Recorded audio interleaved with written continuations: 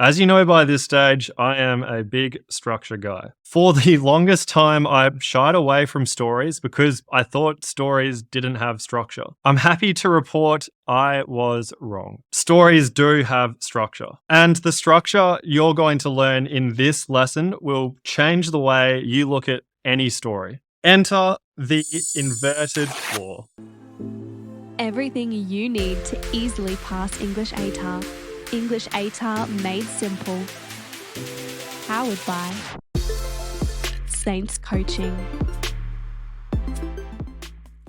If you've already completed the lessons for another text type in Module 5, you would have noticed that the lessons on structure for either of those, interpretive text, persuasive texts, laid out very prescriptive scaffolds. Prescriptive meaning they were very detailed and provided step-by-step approaches. It is a little bit harder to have a prescriptive structure for an imaginative text. That being said, you can think of the structure we're about to learn as a recipe of sorts. If you include each ingredient of the recipe, you'll compose an awesome imaginative text. If you forget to include one or more of the ingredients, the recipe might still taste okay, but the person tasting the dish, i.e. the marker reading your imaginative text, will know something's missing. Anyway, that's a little taste, pun intended, of what's to come in this lesson. Before we march on, make sure you have completed the first lesson in this module called Intro to Module 5. What have we got here? As is tradition for a structure lesson of a text type in Module 5, the first thing we will do is highlight the type of text we are studying. From there, we will discuss some miscellaneous tips and tricks. These miscellaneous tips and tricks will set us up nicely for the main part of this lesson, the structure of a short story, the inverted claw. Sounds familiar.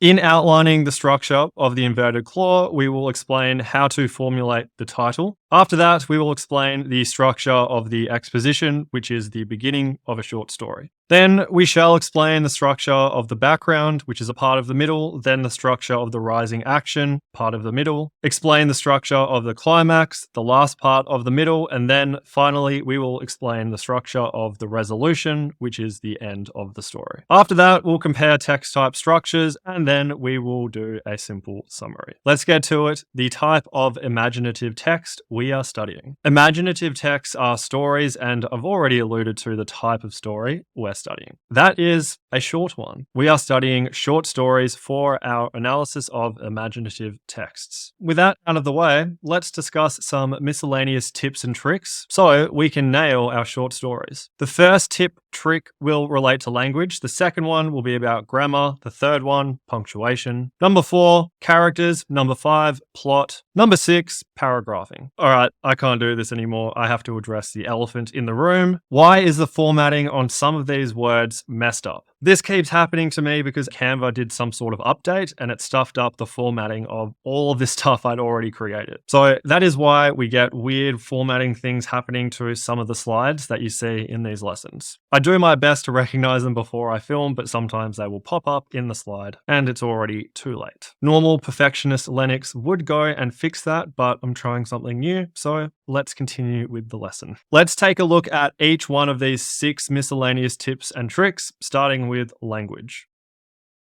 No, I can't do it.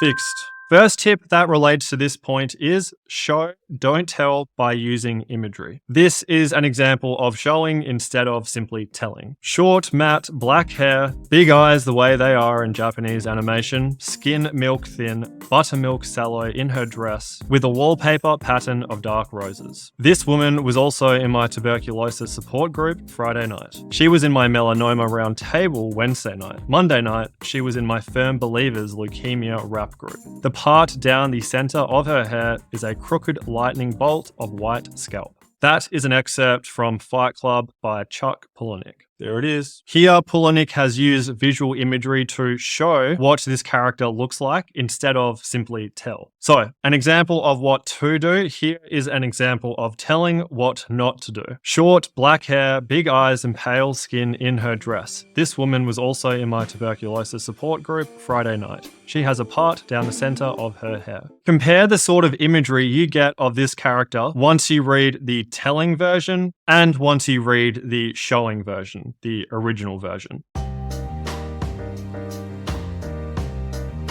Before we move to the next tip regarding language, remember that visual imagery is just one type of imagery. There are 5 in total, and all 5 are, you guessed it, in the LFB. Tip number 2 is don't overuse figurative language. We are taking a quality over quantity approach here, and that might seem counterintuitive because we learn figurative language devices, and it's so tempting to just want to overuse them and show that off to the marker. In this case, less is more. Here are some examples, starting with one that takes the quality approach. I walk back to my office feeling like I've just lost a boxing match to an adversary with barbed wire knuckles. Unfair, unjust, there is no word to describe it. I hopelessly start working on the false imprisonment research. The mental fog and physical exhaustion return with an unforgiving intensity. It's been 2.5 hours since my fight with Jessica, and all I've managed to do is reformat the headings of an otherwise blank Word document. Some vague image of my daughter overshadows any concentrated effort on the research. We can see on the slide this emboldened part is a metaphor. This is really the main figurative language device in this example, just one. This is what the same excerpt could look like when a quantity approach of figurative language devices is taken. This is not the approach we want to take. I walk back to my office feeling like I have just lost a boxing match to an adversary with barbed wire knuckles. Unfair, unjust, there is no word to describe it. I'm a pawn at the whim of a tyrant. I hopelessly start working on the false imprisonment research, blah, blah, blah, blah, blah. Some vague image of my daughter overshadows any concentrated effort on the research. The image fades like a dream upon waking. So imagine if this level of quantity was consistent throughout an entire short story. If you've gotten 3 uses of overt figurative language in one paragraph and you times that over an entire story, you can see why you'd start to get sick of it. On that note, figurative language should be used instinctively, not as a result of invention. Meaning you shouldn't be cramming figurative language devices into your stories, you should use them as they come to you. So these devices are a means to the end of writing a great story, not an end in and of themselves. Our first category of tips and tricks was language, our second one is grammar. Tip 1 regarding grammar. Avoid accidental shifts in tense. Some examples. Firstly, of an excerpt that uses consistent tense, which is what we're aiming for. One day, a princess went into the forest to play. She threw her golden ball into the air and almost caught it. It fell into the pond. She started to cry. A frog hopped onto a lily pad and asked her what was wrong. The princess told him that she had dropped her ball and he offered to get it for her. This is the same excerpt, but it uses inconsistent tense. It's shifting from past, present, and future tense. One day, a princess went into the forest to play. She threw her golden ball into the air and almost caught it. It falls into the pond and she starts to cry. A frog hops onto a lily pad and asks her what is wrong. The princess told him that she had dropped her ball and he offered to get it for her. Pause the video now and have a read of both of those examples in the PDF study notes. Figure out what is wrong with some of the words emboldened on the slide in terms of their tense.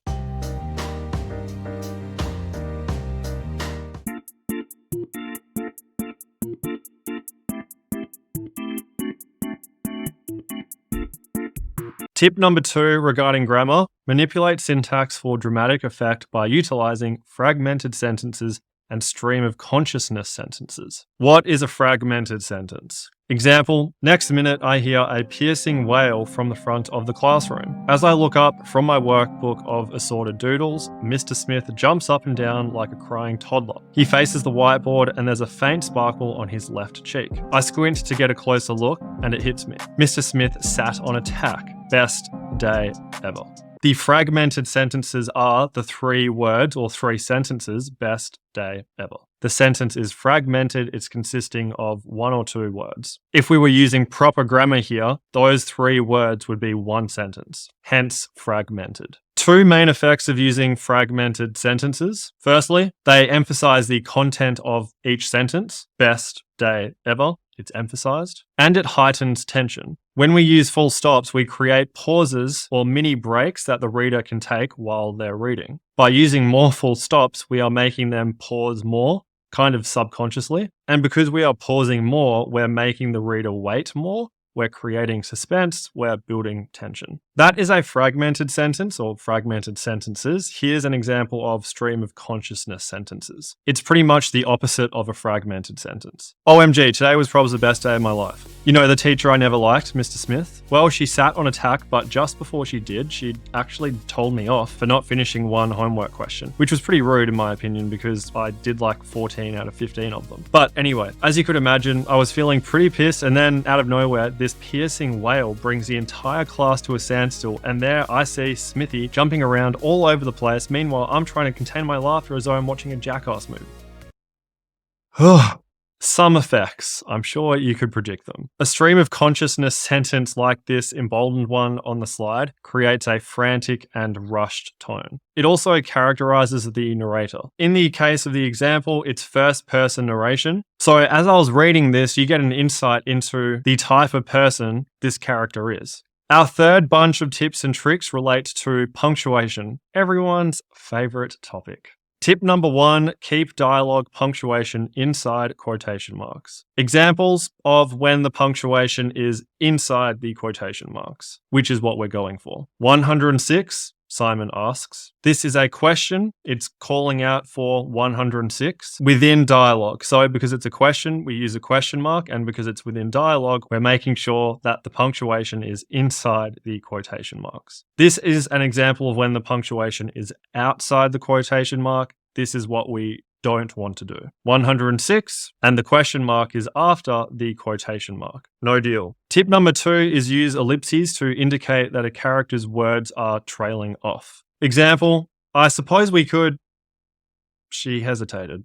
This character's words are trailing off as indicated through the use of these 3 dots and ellipsis. Tip number 3 is use dashes to indicate that a character's words are being cut off. Example, I wish, shut up, Liz interrupted. The dash is being used to indicate that Liz has interrupted this person, or that Liz has cut off this person. Tip number 4, use commas to punctuate dialogue tags. What are dialogue tags? I'm so glad you asked. He said, she asked, they inquired. Dialogue tags are used by an author to tell the reader that a person within the text has said something. These are just 3 examples of dialogue tags, but there are heaps. So our point with tip number 4 is you should use commas to punctuate dialogue tags. We know what dialogue tags are.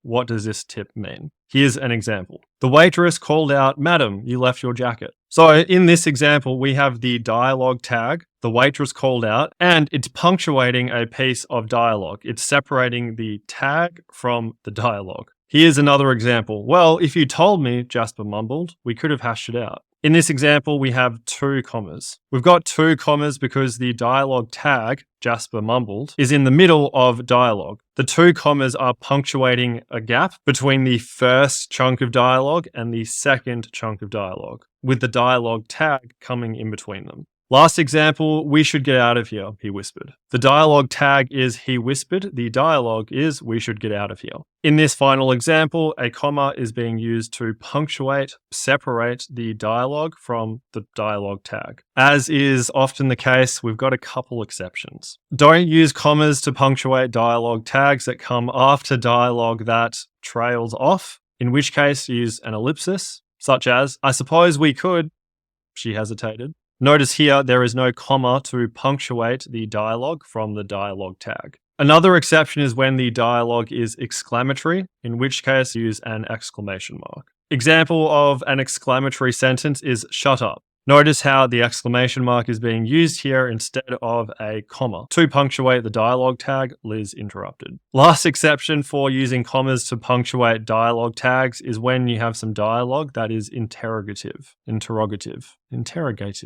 one of those ones. For this sort of dialogue, use a question mark. An interrogative piece of text is like it's interrogating something, it's asking a question, hence the use of a question mark. For example, 106, Simon says. Here, because this is an interrogative piece of dialogue, we have used a question mark to punctuate the dialogue tag, Simon asks, instead of a comma. Those are our 3 exceptions to using commas to punctuate dialogue tags. One note regarding dialogue tags. Use them sparingly. If it's clear who's speaking, it's not necessary to use a dialogue tag. Bear that in mind whenever you're thinking about using one. If you are in the reader's shoes, would I understand who is saying this segment of dialogue right now? If not, put a dialogue tag in there. If yes, don't bother with one. Let's keep this punctuation train chugging along with tip number 5, use full stops to punctuate action tags. Lennox, enough with all these tags. What the fuck is an action tag? I am so glad you asked. Couple of examples. He nodded in agreement. She gestured at the door. They extended their hand. A dialogue tag indicates when some dialogue has been spoken. An action tag indicates when an action has been done. Those are action tags. Here are examples of this 5th tip of using full stops to punctuate them. It's over here. Jeremy pointed to the shelf. As we can see, we've got the one full stop to punctuate the dialogue over here with the action tag over here. Example number 2, he shook his head. It's not the same. The action tag is here and a full stop is used to punctuate it or create a gap between it and the dialogue. Like with dialogue tags, exceptions exist, and the main one for action tags is use a comma when using an action and a dialogue tag. Kat shook her head. This is an action tag. And said, this is a dialogue tag. It's the best we've got. Tip number 6 for punctuation, always start a section of dialogue with a capital letter. Examples. Don't be so hurried to decide, Melanie said. You still have plenty of time. This is a pretty stock standard example because we've got the full stop after Melanie said. So we're starting a new sentence and we know that we always have a capital letter when we start a new sentence for the first word. But this example is where we might get tripped up because we've got a comma to punctuate the dialogue tag with the dialogue. Technically, this is an action tag, she leaned in, and whispered is the dialogue tag. And we've got a comma to punctuate it. And the dialogue is, don't forget to lock your door. Because this is a section of dialogue, we are starting it with a capital letter. One more example, you should join us for dinner, he insisted. The section of dialogue is starting with a capital letter. We've got an exception. Use lowercase to continue a section of dialogue interrupted by a dialogue or an action tag. Well, I said, get on with it then. This section of dialogue, well, get on with it then, is separated or punctuated by a dialogue tag, I said. So because this section of dialogue is continuing with the interrupted section, we will use a lowercase instead of a capital letter. Those are all our tips regarding punctuation. Let's say see ya to that and have a look at characters. Numero uno. Only have 2 to 3 characters. Why? I am so glad you asked. Basically, you are composing a short story, which means you don't have enough time to characterize several characters effectively. Keep it simple and focus on the protagonist, the antagonist, and the protagonist's guide or sidekick. Tip number 2, numero duo. Your protagonist must grow. Not necessarily in the muscular sense, but that is a form of growth, so yeah, why not? Why must they grow? If the protagonist doesn't grow, what's the point of the story? And when we're talking about growth, we're really talking about some sort of lesson learned. And growth or learning can really only happen for the protagonist if they're faced with a problem to overcome.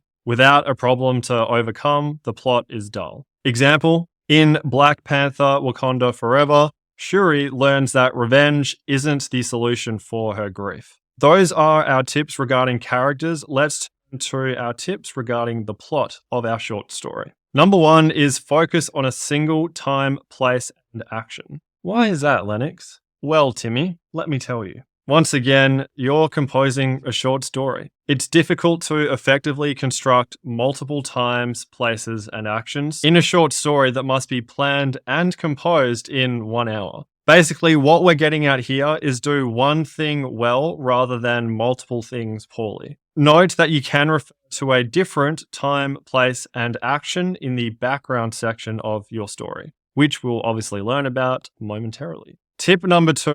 Sorry to break it to you, don't include a plot twist unless it is foreshadowed earlier. Why? I like plot twists. Don't we all? But the best ones are always foreshadowed. They have some sort of explanation. If they don't have such an explanation, markers will see it as a cheap attempt to give your story shock value. Example of a twist being foreshadowed, Twilight, Breaking Dawn, Part 2. Viewers learned early in the franchise that Alice has precognition, she can see the future, and Arrow has tactile telepathy, which is the ability to read someone's mind upon touching them.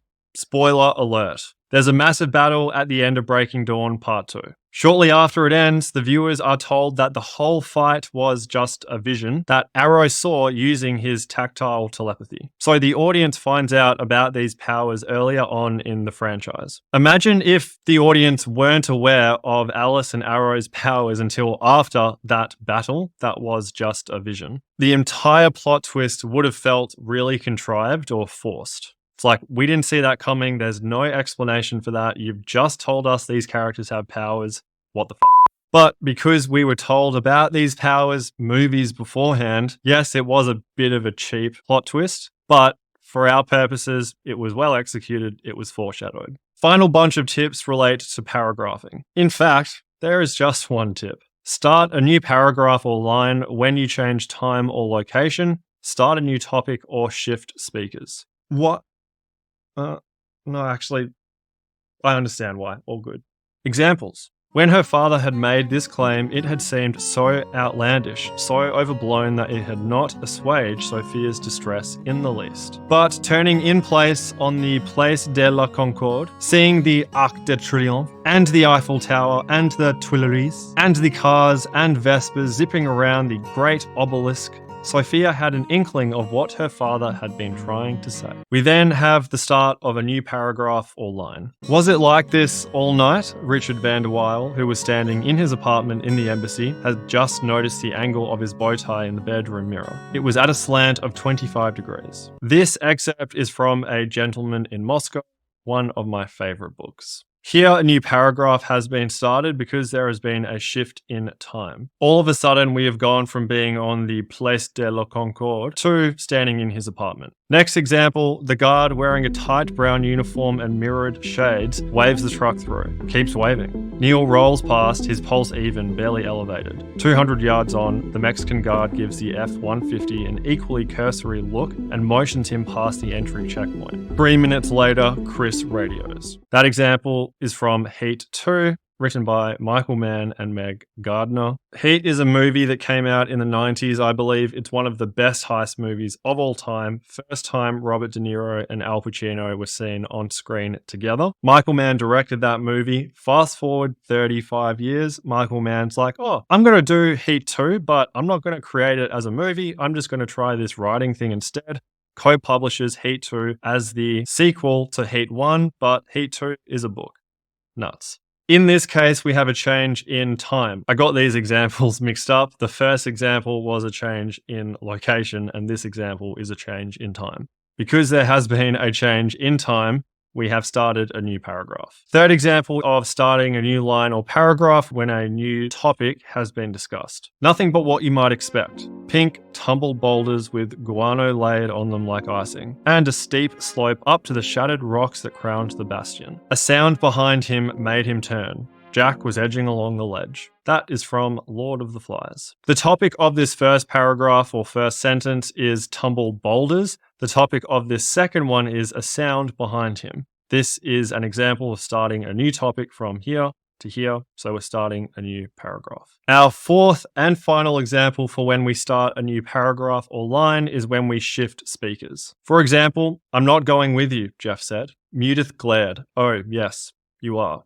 That's correct. This is incorrect. I'm not going with you, Jeff said. Mudith glared. Oh, yes, you are. Because we are shifting speakers from Jeff to Mudith, we have to start Mudith's speech on a new line. Okay, I know that stuff wasn't necessarily the most interesting, but hopefully you can see why it had to be done.